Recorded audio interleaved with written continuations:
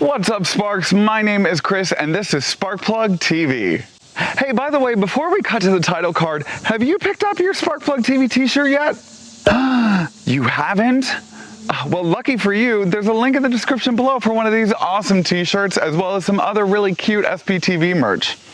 Okay, now we can cut. Welcome back to Sparkplug TV, where I do car reviews for literally everybody, not just car enthusiasts. Now, as part of my job title here on good old YouTube, I of course have to ask for you to like this video, comment down below, and subscribe to my YouTube channel for the love of God. But seriously, thanks to the over 1,000 people that are currently subscribed to my channel, y'all are the GOATs. I have been hanging out with straight people way too much lately. Move over Mercedes E-Class, scoot your poot Audi A6, and ease on little Lexus ES. There's a new, well, it's not that new, mid-size luxury sedan in town, and her name is Genesis G80.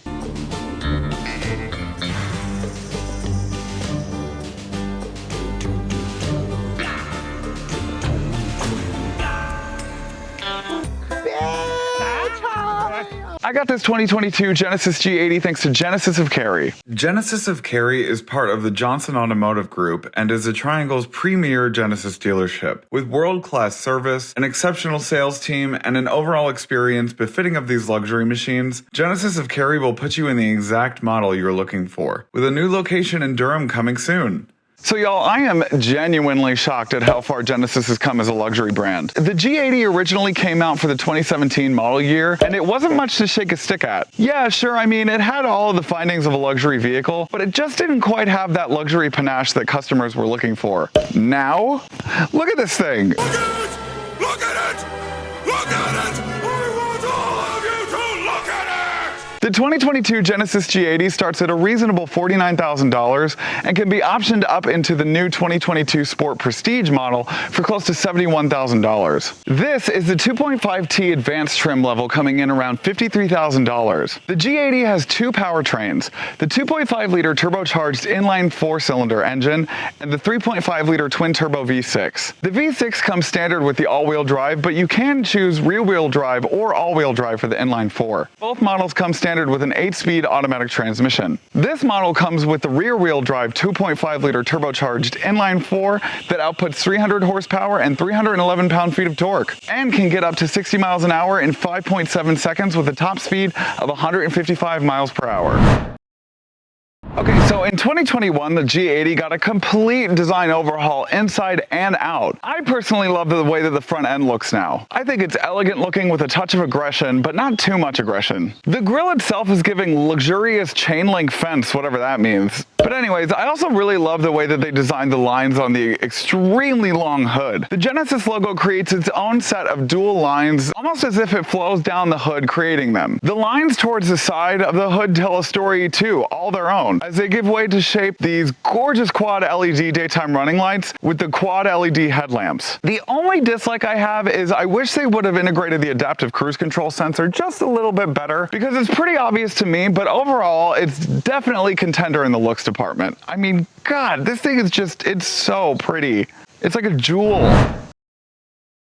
So the estateness of this sedan is truly showcased in the side profile. The wheelbase comes in at a whopping 9 foot 10 inches and further accentuates the drama of the design of this G80. I first want to point out that instead of putting the side turn signal indicator lights on the side view mirrors just like everybody else, Genesis decided to put it next to the wheel well in a similarly stacked fashion, kind of creating a line from the front end over to the side. Additionally, you can see just how long the front end is from the side. It looks like it goes on forever. The multi-spoke 19-inch alloy rims are the coolest rims I've seen on something like this ever. It puts a new age twist on those wire wheel rims you used to see on classic estate cars. In terms of gas mileage, the G80 actually gets around 23 miles per gallon in the city and 32 miles per gallon on the highway, which is pretty impressive for a car of this size. I also love how the roofline swoops down into an almost hatchback-like stance to not only meet the back lip and also wrap around into the taillights. You can kind of see the taillights from back here. Speaking of the back end, Light Bar Watch 2022. Well, I mean, technically these are bars, right? It's not just like one continuous bar along the back end. It's like two of them stacked on top of each other, making it four. this concludes Light Bar Watch. Now this is a back end that I would hate to see leave, but love to watch go by me. I love the continuity of the quad lights from the front end to the back end. I'm also really glad that they chose to use the word Genesis instead of brandishing that winged badge like in previous models. As I stated on the side, the tail end is giving pseudo hatchback vibes with its design, and it sleekly finishes out the statement that this car makes overall. The trunk itself has about 13.1 cubic square feet of space and has a hands-free smart trunk that auto-opens with the key in your pocket. And no, I'm not getting in there, it is so hot outside. Just like its German counterparts, however, it does have this ever so nifty close and lock button on the trunk itself. What's that saying? Imitation is the highest form of flattery? Let's go on the interior. This is the Genesis G80's living room. I refer to this interior as a living room because it resembles a living room more than the interior of a car, in my opinion. From the way that the different materials in this car look, the comfort of the seats, and just how like nice to touch everything feels. From like the wood grain, it looks extremely modern. It's so nice looking. So this doesn't have full leather. It's got the leatherette on the seats and then on the dashboard and on the sides and stuff, but it doesn't matter because the leatherette is actually extremely nice and it almost feels like real leather. Because this is the advanced model, it comes with that open pore wood grain and it is so nice. It's so pretty to touch. In terms of other nice things to touch in this car, just the buttons in general. I mean, they're all this like a machined aluminum kind of like look to them. Genesis really went all out to create their own buttons. They didn't just pull from the parts bin from Hyundai or Kia. From the window button to the lock buttons to the side mirror buttons to the memory seat buttons. I mean, it's even down to the steering wheel and the windshield wiper stalks. I mean, it literally is its own beast of a button. Huh? What? Oh. Okay. It's literally its own type of button and it's bespoke for this car and I really appreciate it and love it. The seats themselves are extremely comfortable. They're bucket seats for the front and they hug you in all the right spots. I really just love the general design of the interior as well. It's just one long line that just kind of goes all the way. It's like an infinity that just kind of goes all around the front. You can barely see the vents. The vents are only shown by these like tiny little lines that you just have to kind of finagle to point in the right direction. They're very much hidden in the front. You know, they're not totally hidden like a Tesla, but it's still hidden enough to be luxurious enough. The climate control system in general is very nice to deal with. You know, it's got a touchscreen center stack, as well as these two dials on the left and the right-hand side that resemble kind of like a Land Rover, Range Rover. The steering wheel, I don't know. I'm kind of on the fence about the design of the steering wheel. I like that it's got this rectangular kind of yoke style look to it, kind of like a Tesla. Sorry, I keep saying Tesla, but it's like a cuss word in my life. I'm kind of impartial on the steering wheel design, but I think it is unique in its own sense. I think that the buttons on the right and the left-hand side are kind of awkwardly laid out, I'm not gonna lie, but I think that the design overall is a cool concept. I just don't think that in practice it's actually that cool to deal with. Just a small nitpicky thing. The 14-inch widescreen infotainment system is really great, and I think that was a huge gripe in the last iterations of the G80s and just the Genesis in general, was the fact that the infotainment screen wasn't very luxurious looking. Now, in this one, it's extremely widescreen and it's extremely customizable. The infotainment screen is touchscreen, but you do have this wheel down here in the center consoles. Now, I noticed that sitting in the driver's seat and driving, I use the wheel a lot more than I actually ended up touching the screen because I think that the touchscreen is more meant so for the passenger of the vehicle, not so much the driver, because this is such a big, long car that I'm sitting so far back when I'm driving that I can't even reach. I mean, even just sitting right here, like I can't even reach the touchscreen. It's an interesting system. I mean, you can turn the wheel, you can click the wheel, you can use the center white part to use as like a toggle through the menus as well, but you can also click down on it to do that, and then there's like a back button up top and a home button, as well as a menu button. I think my favorite part about this car is just how customizable every single detail of this car is. I mean, you can literally customize the driver assistance, the drive mode, the gauge cluster, you can even control the climate from here. You can change the ambient lighting. The ambient lighting isn't that impressive to me, I'm not gonna lie. You can change the different colors of the ambient lighting as well as how bright the ambient lighting is, but it doesn't get that bright to me. I think that it could be a little bit brighter. I really like the fact that there's different user profiles because of how customizable this interior and the digital part of this aspect of this car is, that if you have different user profiles, you could just come in and click on driver 1, or if your partner likes a different way of driving, then you can click on driver 2. The gauge cluster is the base model gauge cluster. Even though it is the advanced package, you don't get the 3D gauge cluster until you get the prestige models. Now, the gauge cluster for the base models isn't even really that base to begin with.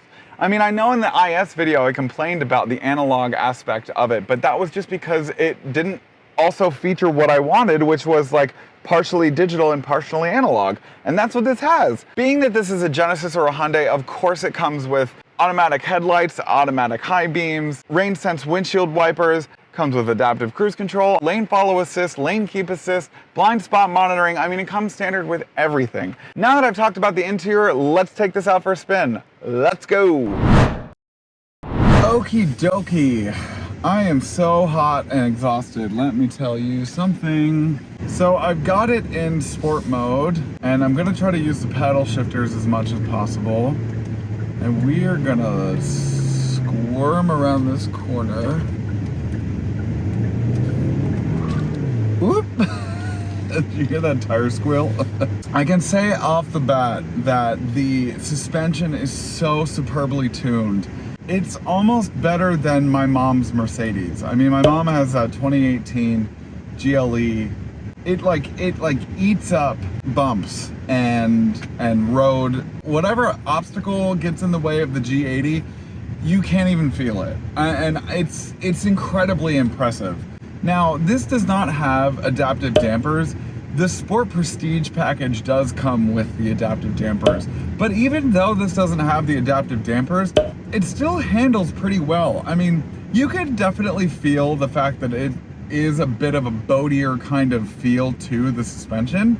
But I think in general, still tunes itself well that it can kind of just get down and grip the road. And it's surprising, I mean, especially out of a Hyundai brand. I mean, I would have never expected this to be so good on the road. Now, being that this is turbocharged, you know, there is a tiny bit of a lag, but I don't think it's as egregious as some of its competitors. Like this, oh my gosh. Because in all reality, this thing is peppy. This thing gets up and goes, man. So let's try to see the difference between the active sound design. So currently, that's the natural sound design. So that's purely the engine making that noise. So now if we put it on largest change,